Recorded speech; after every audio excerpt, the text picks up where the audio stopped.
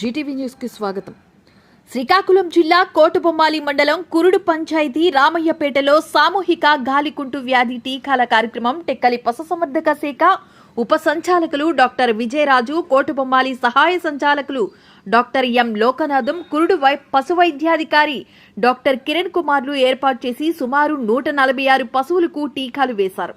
ఈ సందర్భంగా వారు మాట్లాడుతూ టీకాలు 4 మాసాల దూడల వయసు నుంచి అన్ని వయసుల పశువులకు వేసుకోవచ్చని, 3 మాసాల లోపల దూడలకి, అనారోగ్య పశువులకు వేయకూడదని, నిండు చూడుతో ఉన్న వాటికి వేయకూడదని అన్నారు. చల్లని వాతావరణం ఉదయం 6:30 ప్రాంతంలో ఈ టీకాలు వేయాలని, టీకాలు వేశాక ఆరుబయట మేపుకు తీసుకు వెళ్లకూడదని తెలిపారు.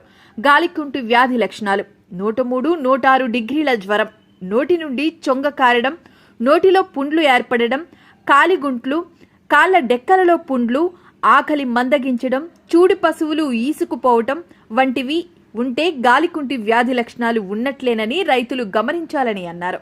ఈ కార్యక్రమంలో పశు వైద్య శాఖ సిబ్బంది కూటికుప్పల ముకుందరావు, నారాయణరావులు ఉన్నారు.